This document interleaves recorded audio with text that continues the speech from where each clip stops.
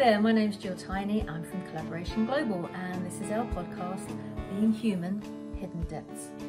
I'm going to be interviewing some of our members from Collaboration Global, and they're going to be sharing with you their extraordinary lives. Although they would probably believe they're just normal, everyday, average humans, but they are extraordinary. A bit like you and me. We all have our story to tell. We've all been through difficult times, and we've come out the other end having learned an extraordinary amount about ourselves that we can share with others. So I think you'll find lots of things that will resonate with where you've been in your journey as well. I look forward to seeing you on the other side.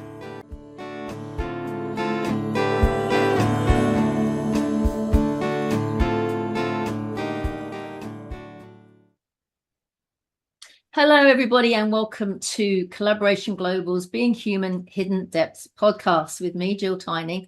And today I'm very proud to announce somebody that I have known not that long, but we have had some fascinating conversations so far, and I couldn't resist inviting him onto the podcast to share more about what his passion is, what his genius is, and what he's up to. So welcome, Scott Cundill. Lovely to have you with us today. Thank you, Jill. So happy to be here, all the way from Japan. Japan today. What time is it where you are? It is now 6:30 p.m. Not so unsociable then. That's okay. No. I have had people sitting there going, well, it's about 1:45, and I'm like, oh gosh, should we just do a 10-minute chat and we'll let you get off to bed? But 6:30 is quite civilized. Now the accent tells me, obviously, you're not a natural Japanese person. So where do you hail from? Yeah, that's a good question. So I was born in South Africa. I spent 10 years in Perth in Australia. I then went back to South Africa for a bit, and then spent quite a bit of time in the UK, and then spent a lovely few years kind of traveling all over the world in Europe and America and all over the place. So I'm extremely well traveled, but now I found Okinawa in Japan. I'm super happy here. And I travel a little bit within Asia and just loving life. So you are truly a global citizen, aren't you? Yeah, no, I am. I've done a lot. I've got 3 passports, and yeah, it's a long story, but I've been around. That's nice. Happily. Well, this is it. Sometimes we get shoved from pillar to post. I know a few military people who, one guy I know, he was 50 and he'd lived in 43 different houses in his lifetime. It's like, yeah. And obviously as a child, you get no choice whatsoever, but you've experienced it all. So in your looking back in your experience now over the years, where are your happy places around the world? Where would you love to go back to? Obviously you're very settled in Japan, but where else would you recommend to others to visit? Yeah, there's so many. I mean, Bali, love Bali. We were there through the whole of lockdown through COVID. Wow. We didn't really have lockdown. That's not a bad place to be locked down, is it? It was honestly, yeah. While everyone else was suffering, we were having a really, really good time, I have to say. Yes, at least I can talk about it now. People don't get as upset because hopefully the trauma is over for most people. Yes. But yes, I have been around. Honestly, there's so many different places to kind of recommend. I mean, I love small towns in Europe. Those little cobblestone towns. Yeah. I love them. I love exploring them. And there's obviously many of them. And there's Ireland, which is so beautiful. Unfortunately, I didn't get to South America. I tore my Achilles heel, which was a bit unfortunate. So that kind of cut that trip short. But yeah, I've done a lot. It all depends on what you want. Is it a holiday? Do you like weather, beach? If it's very much depends on what you want at the time as to where you want to visit. I also like ancient sites. So I love the old dolmens of, there's a lot of dolmens in Europe. A lot of people don't even know what dolmens are, and they live in Europe. Right. I mean, you know what a dolmen is, Jill? I'm just thinking, I know of the Dolomites, the mountain range, but I don't know what a dolmen is. It blows my mind. Hey, so all over Europe are thousands of these stone monuments that predate the pyramids. Right. And a lot of them are these sort of stones, and they stand up. But a lot of them, you might not think, oh yeah, those are the dolmens we know. They actually are really, really interesting. And some of them should not really be there by all accounts of what should have been possible to build back then. So I love looking at exploring those kind of things in ancient sites, and really understanding the real power of what humanity has been able to create over the millennia.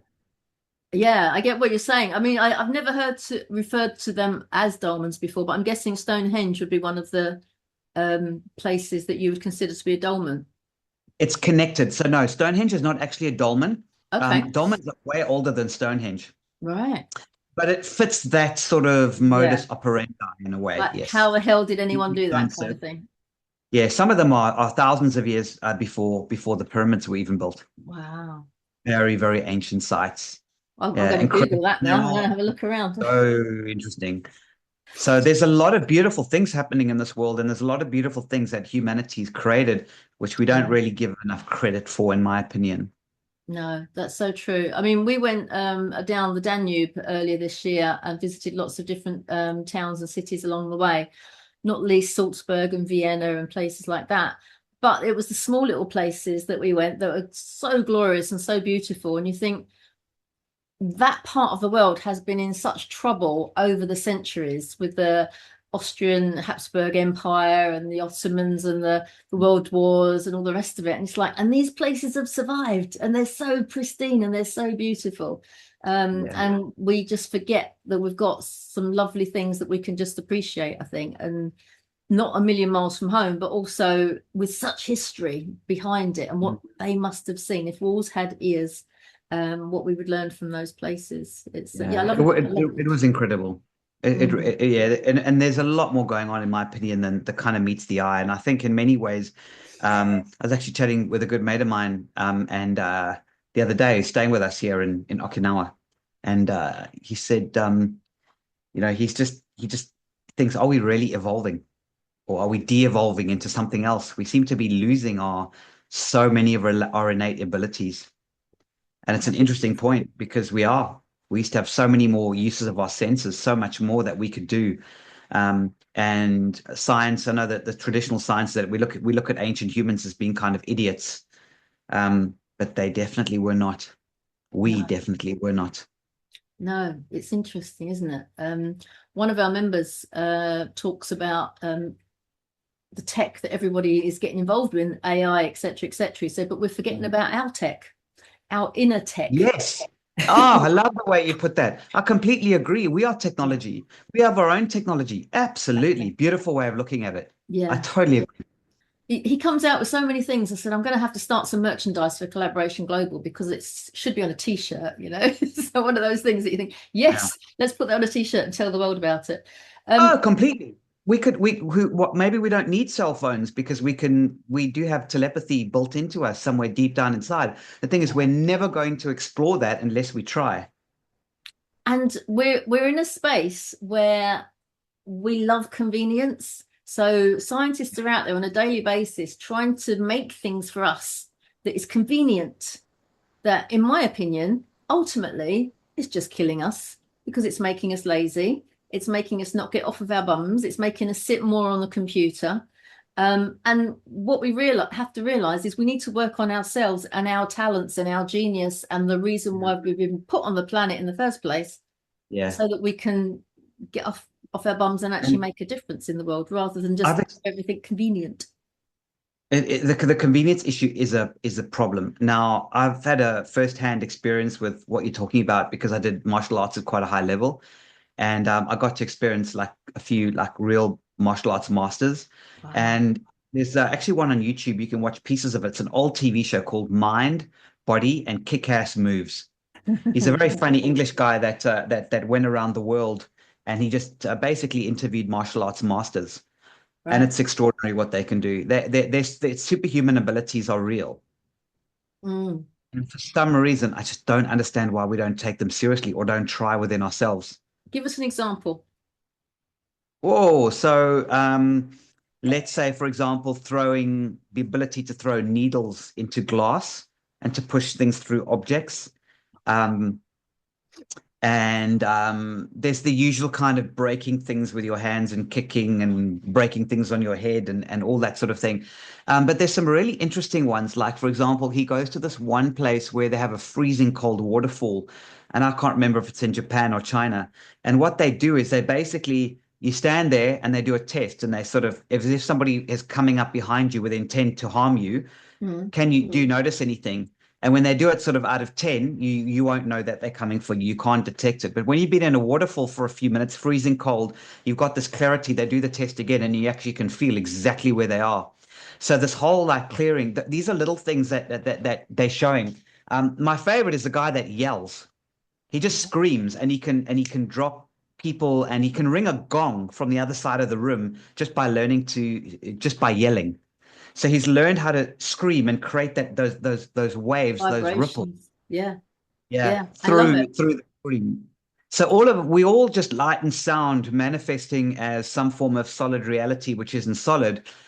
And the thoughts that we have are actually real. I mean, even if you look at what's happening from a quantum physics perspective, I mean, they've really discovered that if they do experiments at the quantum level, if you look at a particle in a certain way, it acts in a certain way, and if you look at the same particle in the same way from a different angle, it changes. So the Mm. way in which the angle at which you look at something changes the thing, and the implications that are quite light. Obviously, I'm extrapolating far more than I should, but when I look at you, Jill, and I look at you with a fondness, you change. It's Yes. not just me that changes looking at you. You change as a result. When we look at something with anger or something different, the actual thing changes based on the way that you look at it. Well, that goes back to that experiment they did in Japan, didn't they? I can't remember the name of the scientist where he had two tanks of water. And was it school children came and I think for a month or a Uh, week or something, they gave it love to the water and then yeah. the tank was given hate and then they froze the water and had a look at it under a microscope and the water Yamoto, I had think. changed. Yeah. It was beautiful. And then they Yeah. did the same thing with rice and it's just, and so one of our members now has started a business over in Brazil called the World's Greatest Experiment, based on that philosophy that if you give love to something, then something's going to happen. So, Yeah. you don't have to be in the same room. You don't have to be physically helping them. You can, from across the miles, across the world, you can send love and something will happen. So this experiment that he's doing with another one of our members, he's doing it with several different organizations, but she's got a school in Lahore. So he's asking businesses to send them some money to support the school to grow, and the school is growing, and the pupils and the staff stop every single day and send love to those businesses. So now over the months he's tracking, and those businesses are getting better and better and better. And What a great idea. it's cool, isn't it? Yeah, the way you see because it's true. The way that you visualize it, the way you see things changes them. And we do know that we the way that we people look at our business is often a misconception. Yeah. It's so frustrating and almost like I don't want to even almost tell you what the misconception is, because sometimes just telling you what the misconception is can actually create more of the misconception, which is not what I do. Now I've just told you it's more. It might even make it worse. I don't know. But people look at us, they think we're a LinkedIn automation tool. And I'm like, we're not like that at all. It's not what we are. We're No. not a LinkedIn automation tool. Well, this is Um, interesting because my background experience and my life experience, when you meet somebody, you have a little picture in your mind of, oh, that's what they're like. Oh, that's who they are. Oh, that's what they do. Oh, I know that. And over the years, through Collaboration Global, I've learned never take somebody at face value because you never know where it's going. So when I first saw you, with no disrespect to you whatsoever, or possibly other salesmen, it felt like I was, oh, he talks fast. He's very animated. He's a salesman. He's trying to sell me some software. Oh, here we go again. And I had to park that and go, no, I'm listening. Tell me more. And then from mm, the second and the third conversation, I'm like, oh my God, he's doing the same as us. He's doing the same thing and he believes in the same thing and he wants to help people in the same way. And had I not been yeah, able to park my original conception because of the world I'd been in before, which wasn't a great toxic environment, but that had come with me unconsciously. So fortunately, I'd done enough work on myself that I could go, hang on, is this real? Is this true? Or is this just what I'm pretending it to be? And I put yeah, that to one side. And that might have something about an accent or the way somebody looks or the way a comment that somebody makes. You can make a snap judgment like that and that's it. And you're done and you're out the window. And it's like, what are people missing out on? Because they don't go for the second chance and the second listen and understand a bit more. so how often do we see this happen? And yes, and I'm trying to get that across as well, because businesses aren't just businesses. They have they have an agenda. They want to achieve something. Yeah. And getting that message across with people that resonate is more important, really, than the business itself. But the problem that you say is that does the owner actually agree with what they're actually saying? And yes, I've always been that kind of, whatever you want to call it, hypertension, and I go quickly and I'm out there doing stuff. It's very much about who I am. But at the end of the day, boy, the amount of time and effort and money we put into just making sure human businesses are able to connect and able to talk to each other, and make referrals and introductions. It's a simple concept. It's far more complex than we think it is. And it's so much more valuable. Still, people still haven't caught on to the fact that one good referral can change your entire life. Yeah, for sure. For sure. And one of my beefs at the moment is that technology is put like AI, and rather than connecting people more, is actually putting another barrier in between, because people that aren't used to connecting or don't enjoy having conversations with people because they'd rather be in their little cupboards with their computer doing their own thing. They go, oh, great, I'll get AI to send my emails. I'll get AI to write my posts. I'll get AI to do that. And all you're doing is you're putting another barrier in between you and the person that could be your next best client. So what you're talking about actually is my reason for being. People say to me, do you want to come networking? I'm like, no, I've kind of got all my connections. Thanks. I'm done. So I don't need to. So before we go any further, this audience that are listening to us, explain what my most trusted is and why you think it's so important in this world. Well, I'm going to start with the why I think it's important in this world, and that is that we've been hard done by social media, and especially business social media, which is really just LinkedIn and Alignable if you're in the UK, in the US, and all these social media systems. They have taken our data, ripped it to shreds, controlled us. They decide what post gets seen where, and they've effectively taken full control to AI. Okay, fine. It is. We have LinkedIn profiles. We use it. I understand. But we can do something much better. And what we can do is we can go, who does Gill know? You are the main focus and the main reason. The people that you know and trust are the most important things. Not a CRM where you just throw in everybody in it and you send them weekly spam, and now AI has taken over that whole thing and just sending out emails every 15 minutes. Who does Gill really know and trust, right? And that's sacred, and put that into a central location. And then that becomes the inner, let's call it the inner doll of the Russian dolls. The next section around that is what networking group or community does Gill belong to? Do you belong to more than one community? That's fine. But you have a community of people you go to. Could be your networking group. It could be your coffee group, whatever. Some people don't belong to a networking group, which is a bit sad. Everybody should belong to some kind of collective at some business level, at some level. But that is your second sort of level of your kind of Russian doll. The third level is the people you know and trust outside of that group, and other people within your group know and trust. Now, this is what no one else does. A business networking group has all the people in it, but you can go old and gray. And if you're not extroverted like I am and you're running around talking to people, if you're introverted, you don't like networking because you don't have that kind of personality, then how do you get to that second degree? So it's numbers, very simple. That third Russian doll is where the real excitement happens.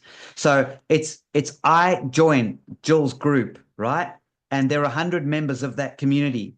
If each of those people adds 100 people that they know and trust, I'm adding 100, everyone else is adding 100. Not adding 100 so that everybody can spam them, not adding them to the database, just taking the time to collect my 100 people, and you take the time to collect your 100 people. 100 times 100 is 10,000 trusted, real, vetted people that each of those 100 people know. I don't have to go anywhere else but Gill's community, because all my new customers, clients, all my referral partners, anyone that I need to meet is one handshake away from Gill's community. That's what my most trusted does. It takes that idea and it brands it under a community name so that the member can go, wow, I've joined this community, but I've also got access to this 10,000. And then there's even a bigger Russian doll, which is the whole universe, which is all the other communities that we've done on the same thing. So if you want to Yeah. meet somebody in Philippines, we can introduce you to somebody in the Philippines. But going through Jill's community is the way that you get there. Yes. Because otherwise they could be anyone. You don't know who they are. And how do you stop Exactly. people? Excuse me. How do you stop people when they first join going click, click, click, click, click, click, click? And these are people I know, but not necessarily people I trust. So, so this is the weird thing, Jill. It's the strangest thing. We have like a natural immunity to wankers. Like it's just they just don't show up. They come in, sorry, they do show up, but they Yeah, don't last because they can't really click, click, click. We haven't done a bulk automation. You've got to take the time, nice. and they very quickly realize, shit, I've actually got to meet real people and actually build actual relationships for this to work, and they're gone. The Mm. hardest lesson I've ever learned is that there's a lot more of those out there than I thought there would be. I thought Oh, they were in a minority. I think they're more like a majority. There's a oh, lot of people out there that are out there, and sometimes it's not their fault. They're just desperate. They need business and clients, so they go on hard sell. Like there's yeah, no hard sell in this method. Like Jill, you are not going to introduce me to somebody close to you unless you and I have got a strong relationship. exactly. The difference is we've got visibility into that. Yes. Yeah. And now I can proactively ask you to say, Jill, I want to meet this person, this piece, and this person. And then, oh my gosh, we actually use AI to help the matching process. Right. Against AI, we're saying that, hang on a second, who do I want to meet? Cool. Jill knows three of them, so and so knows two of them. I can then proactively ask you for those introductions, and you can make those introductions using the tool. And ultimately, if you do make an introduction, it's your person, not your personality, your profile is on the line. You know, people, if you make an introduction and somebody's like, why did you introduce me to this guy? Yeah, He's crazy. You know, it's like, exactly. oh, that damages my reputation, my relationship with that person. So you wouldn't introduce somebody to, I don't know about you, but sometimes on LinkedIn people say, oh, I'll introduce you to so and so. Bosh, and I'm like, well, I don't even know who so and so is. Can I have a look at who so and so is? And they don't tell the other person that they're going to introduce me. And it's like, oh, I don't know who you are. And it's like, why would you? Because it just feels like they want to do that. It's like, oh, I've done something for you now, so you owe me something. But if you're not protecting your reputation and making sure that every introduction is going to make everyone happy, Yeah, then what's the point of doing it? So I think my I most trusted agree. also has the ability in the long run to save you time, although it feels like it's a bit old school because we're talking about having proper introductions and proper conversations. Actually, it's saving time because you're not dealing with the so-called wankers that come along and that think they're going to just fleece you every I'm time glad you I can have say a that on the conversation. podcast now that you've echoed what I said I'm allowed to. So we don't edit any of these, okay? Don't worry. That's So all right. anything that gets said is said and it's out there, and somebody will I complain hope at some point, but they so far they haven't. with Sophie. There's such good people, Jill. There's such like good people. And honestly, that's why we like go out to bat so much for good people. That's Yeah, really what all this is about. yeah. You mentioned earlier, though, for example, making an introduction for the sake of an introduction. I totally agree. Mm, So one of the ways in which we help people, so making an introduction is a great thing, but I don't know who you want to meet, Jill, until you tell me. Now, you don't tell me, you tell my most trusted. So I mm. know that you want to meet this type of person, da da da da da. This is your ideal character. Now I can just go into my system, push a button, and go search my all my trusted network to see if anyone's a match for Jill. Great. It finds you, gives a reason. Then I can make that introduction and say, Jill, you're happy because I've introduced you to someone that fits your profile Yeah, that you specifically asked for. Like there are multi-million dollar systems out there that have been funded with tens of millions of dollars. I know they're out there with AI, trying to find reasons, dig through your emails and dig through everything that you've ever done to try and find reasonable connections and mm, then automatically generate messages that can like, just ask someone who they want to meet. yeah. I don't understand. But why isn't everyone getting this? Why isn't every business belonging to a business networking group that or business community that offers this service? I Yeah. don't get it. Everyone should be beating down the door to go. I just love these meetings I'm getting. I'm getting the right people. No one should ever turn around and go, wow, I've been with this company, this organization, this community for 6 months and I've got nothing out of it. It should never, ever happen. And I Yeah, want to stop it from happening. that is so true. And you know why? Anyone can go to organizations and go, I've got nothing out of it. And 9 times out of 10, you start asking them, so who have you spoken to and how's the conversation and what you talk to them about? And oh, well, I went down the pub with this guy, or oh yeah, we had a nice chat on the phone with that guy. And but they're not actually talking to that many people. And they're not putting themselves out there, and they're not putting their message across. And people will say to me, oh yeah, he says he's got nothing out of it, but I don't even really know what he does, because they haven't been succinct enough in their own message and in their own sharing. So there's a lot to be said from both sides of the coin. To you've got to get off your bum and do something. And this, my most trusted, what I like about it is when I've had a conversation with somebody like your good self, and I'm like, oh, I love this guy. This is brilliant. He's doing this. He's amazing. I just click, click, click, click. It's click, click, click. And you're in my most trusted. You're there. You're done. And it's, and then you can send a little message to them and tell them about the whole system and everything. So it's easy, right? It's easy. When you know. It's easy when you know. And that we have one fault. And this is why, again, when you first got introduced to it a while back, you were like, there's a barrier to entry. You need to spend an hour learning it. Somebody's got to sit with you, show you, get it going. Now we're working really hard to make it simpler. Once you've got it, it's easy. But it's getting to that point, and then things happen. So we're really working hard at doing that. And really, I just at the end of the day, Jill, I know how much beauty and fire happens when two great people meet. So it's just about encouraging everybody to become an introducer of people. Yeah. It is the most beautiful thing that you can do in business. It is the highest form of flattery. If somebody refers you or introduces you, it is the highest form of flattery that you can have in business. Yeah, that's a nice phrase. It's so true. And when I say to people, who are your introducers, they're like, they hadn't even, it's not part of their marketing plan. They haven't even considered it. They don't realize these are the people that have the same market as you. So you could introduce them to somebody and they could introduce you to somebody. So I must admit, in Collaboration Global, I thought a lot of this would be happening naturally, because you've kind of got part of the due diligence done by me when I do orientations with people when they join the community. And the community isn't just about business. It's about growing for yourself, but it's also about paying it forward and helping other people and supporting others, as well as looking to the wider world to show there is a different way of being. So what you describe, generally when people are in that scarcity mode, is like fear from, I've got to earn 7-figure salary because apparently everybody else is, and I've got to do it this way, and I've got to get more clients, and I've got to fill my funnel, and panic, hang on, whoa. There's enough to go around. There's 7 billion people on the planet. Calm yourself down. You don't have to hustle. You don't have to sell like you're doing a double glazing advert from 1980s. Just get to know people and help them.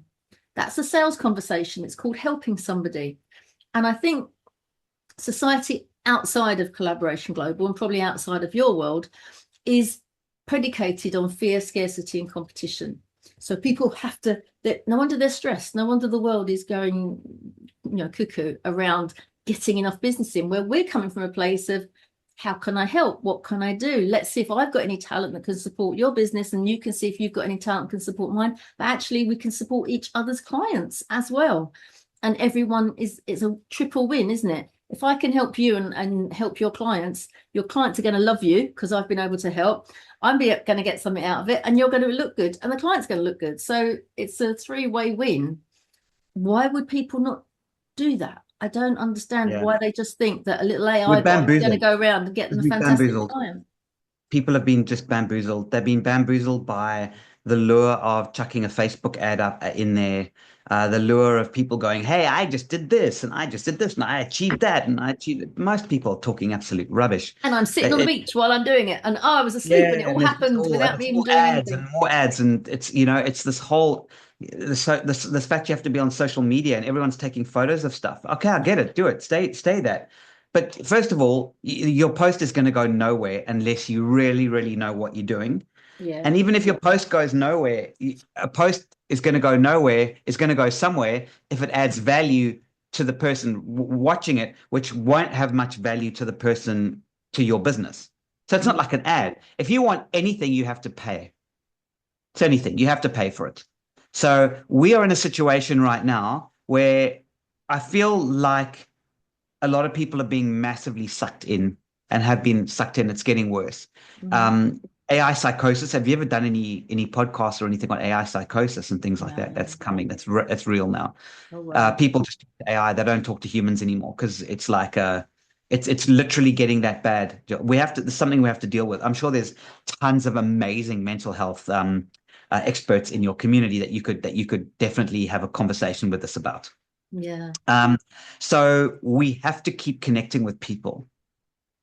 Mm. Like we have to. And in business, connecting with people is what matters. And I'm just going to keep doing it as long as I can. And I'm So going to if keep supporting people that do it like you as long as I can. Yeah. Yeah, because it's not a nice to have, it's a necessity. And from the point of view as well, is if you're doing it in your business because you feel you have to do it in your business, well, hang on, what about in your life as well? Who are the people you surround yourself in your life?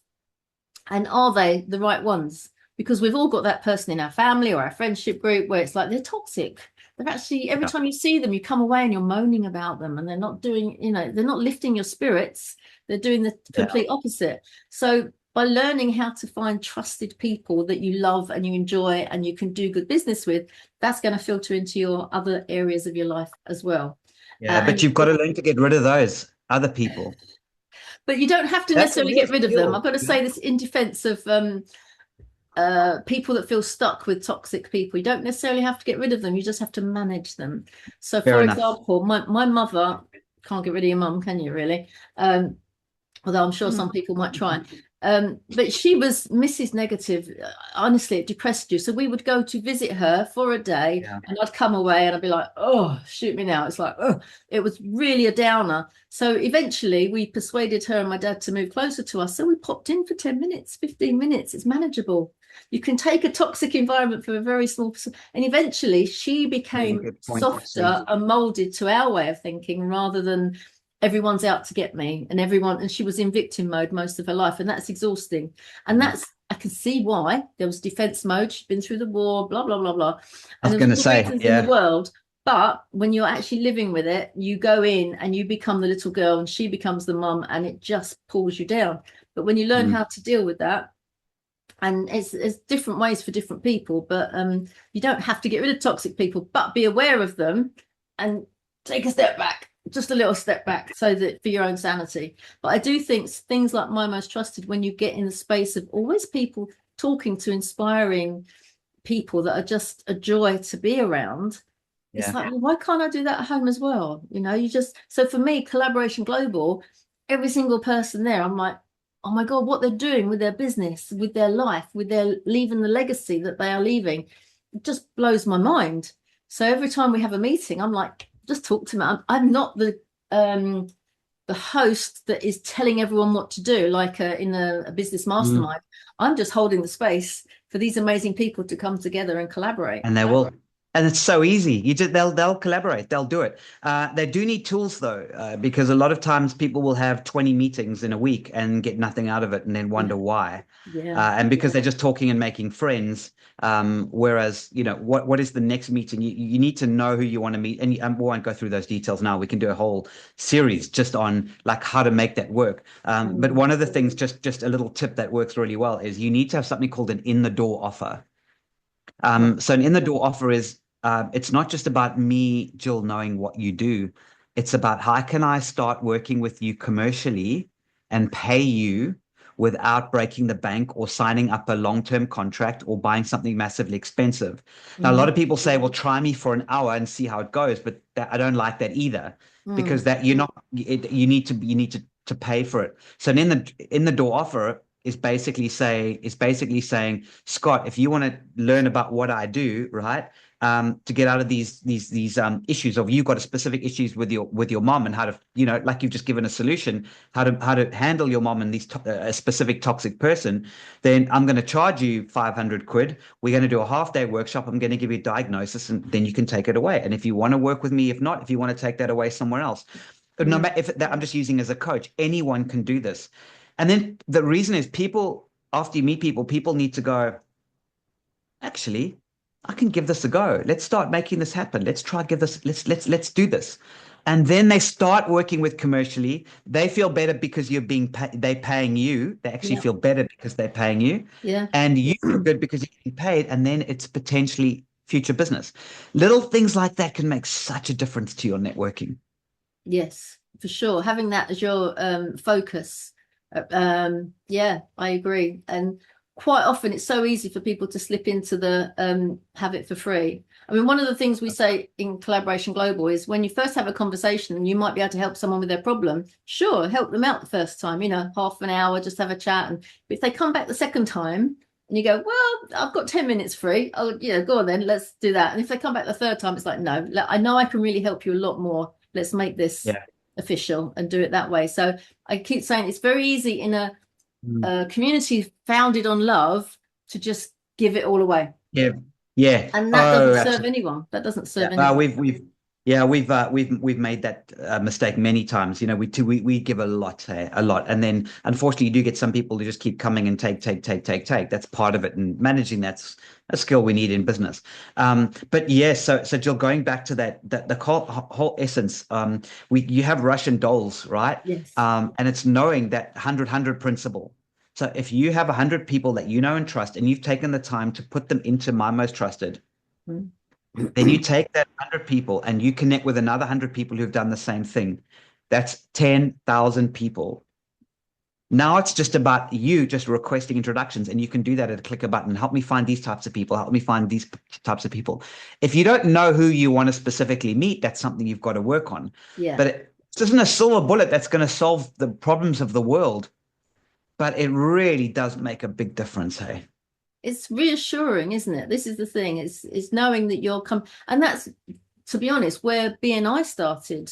I mean, I don't know if you know the story of Business Network International when Yeah. Ivan Meisner was struggling to pay his mortgage, didn't know what he was going to do, brought a dozen of his best mates, his friends that he trusted together around a table and said, look, the life is tough. How are you finding it? Yeah, we're finding it tough as well. Well, let's see if we can help each other. So they then start, well, I've got this client and I'm working with this guy. Oh yeah, I can help him as well. And they would just swap clients amongst the 12 of them.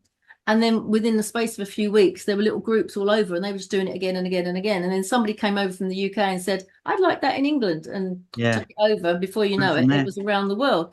And good news travels fast. And this is the same scenario, but where we are now, an online world, where back then that was 1980, blah, blah, I don't know, 84, 85. Now we are an online world. We need the same kind of principle, but in the AI world, where LinkedIn, everyone is like, I know one guy joined LinkedIn. He was one of the first like 500 to join back in the day, then forgot about it, like a lot of us did. And then like 5 years later came back. He said, I had 160,000 people were following me. Gosh. What does Yeah. that mean? What does that Yeah. mean? He never said hello to any of them, So Yeah. this is about, getting back to basics. That's what it is, and that's what My Most Trusted does. It just uses technology, and it's what you do. And our goal is not, you see, again, another misconception. These companies like AI companies like ours, they're just trying to have one brand that takes over the world. We don't care about our brand. My Most Trusted as an actual brand is called My Most Trusted, and not something quirky like Piddle or Bing or Long or Bing, Yeah. something quick. And it's a supportive brand, because the brands that we work with, we want to, it's a network of networks. And that is what makes it special. So when somebody else adds their groups and starts going out there, creating their little 100 networks, it all connects up together. This could be the next LinkedIn. Yes. It's But done with individual people with the power. And the next rung of power is the networks themselves and the community themselves. We as the brand actually have very little power because we don't sell your data. We don't run ads. We don't do any of that stuff. So there's no way that we can use your IP for our benefit. So if somebody is on LinkedIn, never heard of My Most Trusted, and was interested in getting involved or trying it out, or what sort of cost would they be facing? And what sort of, how do they start? Do they need training to start? How do they start? Yeah, so my most trusted.net is where you start, and we've got some training videos on there. Um, I recommend going straight to premium. So basically, you have a 2 week free trial, then you upgrade to a premium subscription. You get a month free in the premium subscription, and then it's $72 a month from then afterwards. So you basically get 6 weeks of free. Or the better way to do it is just join up with one of our partners. Most of our partners bundle in a premium membership valued at $72 a month free into their paid for membership. So they just get it all included. To answer your question about training, we offer a training package. So we gamify it. So you start off as newbie, and then you go to junior networker, and then senior networker, and then super connector, and then trusted advocate. We call it the trust-o-meter. You work your way up the trust-o-meter by helping people and them helping you. And we'll get you to super connector status in 3 months, one-on-one training. And that's $500 for a full 3 month training. You'll get minimum of 20 meetings and appointments booked, and you'll get full training. Or that's $200 a month.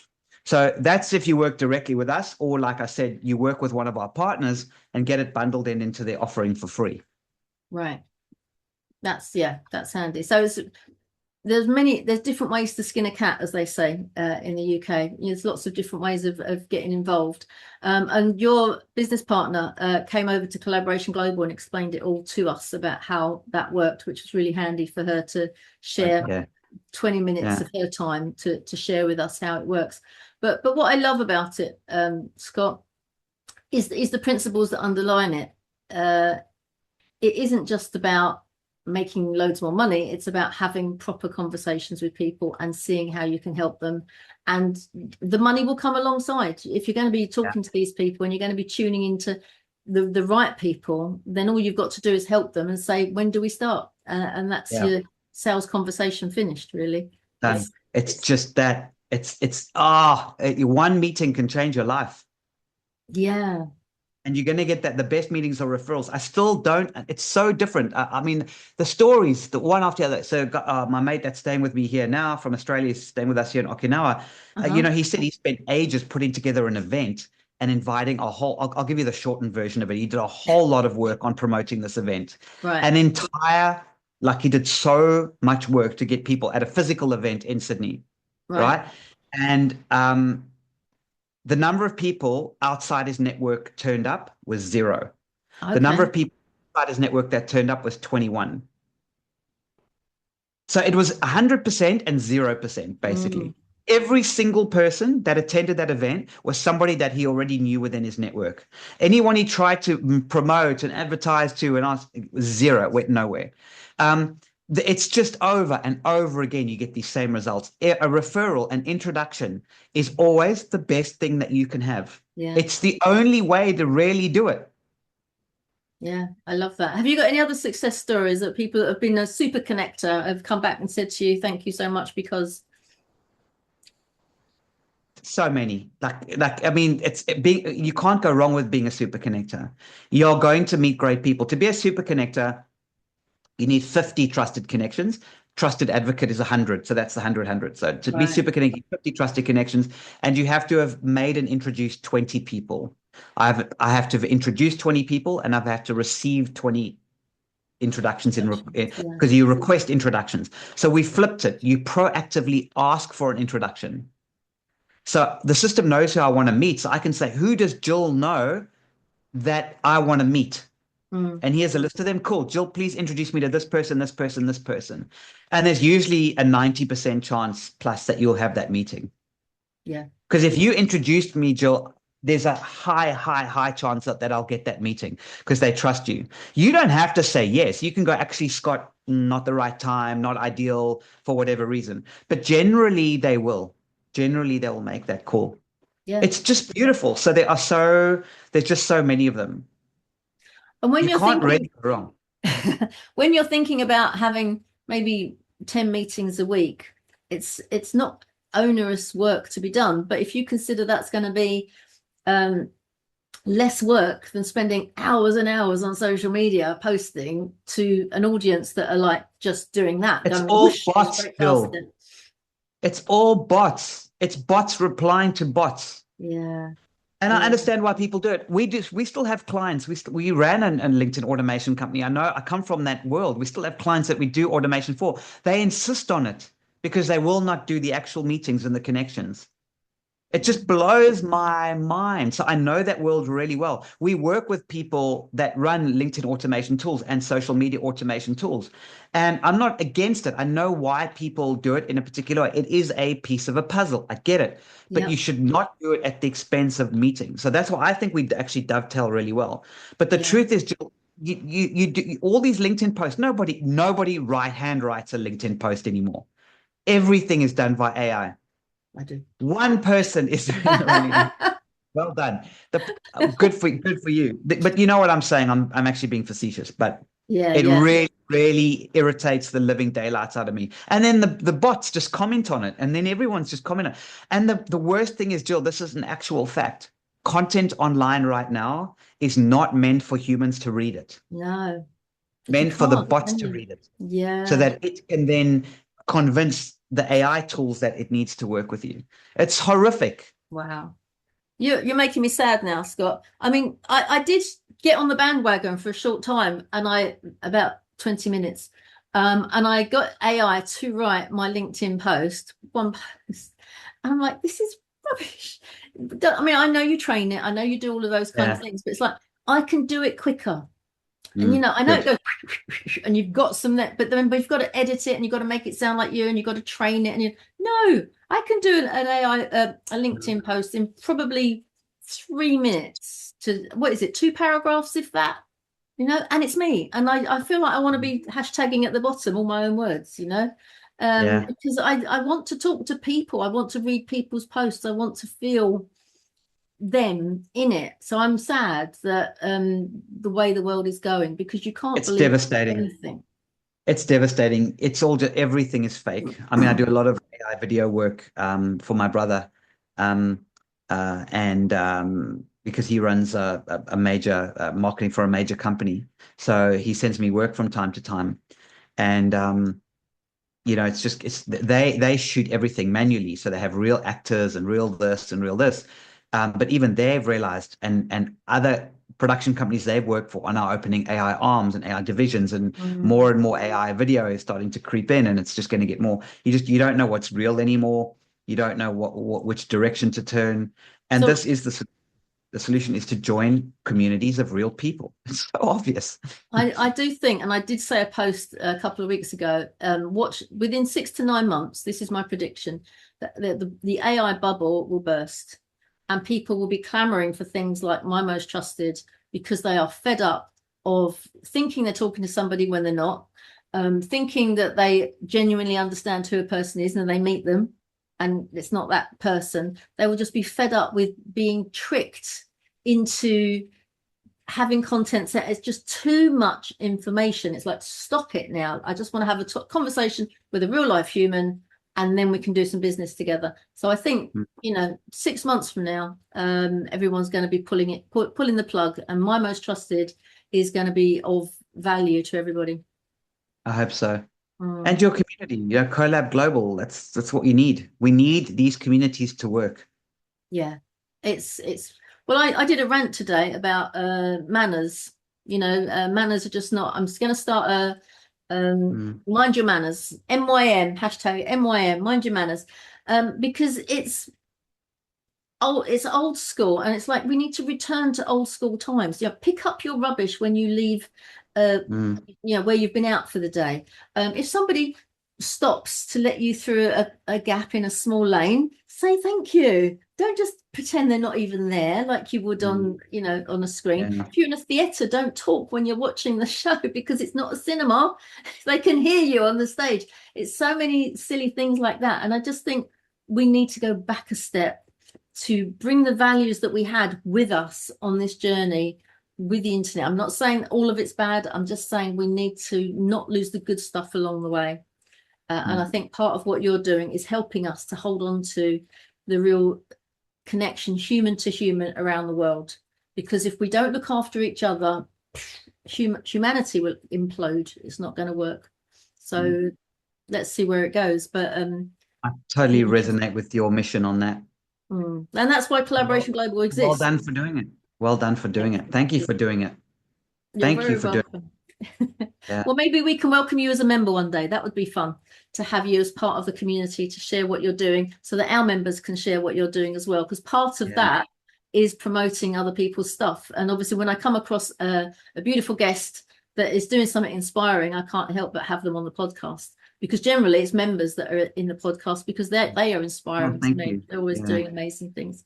If somebody's Yeah. interested, what's the easiest way for them to get in touch with you? Or if they fancy a one-to-one with you, Scott, have they got to be on your my most trusted list, or have they got to be on somebody else's list, or can they just No, have a baby honestly, about? just go to mymosttrusted.net and yeah, there's videos on there, like I said, and you can get started. Yeah, I mean, I'm available. Just fill out a help form or whatever. I'm on LinkedIn, Scott Cundill, easy to find. Um, yeah, and I do quite a few one-on-ones, so I'm always willing to meet great people as well.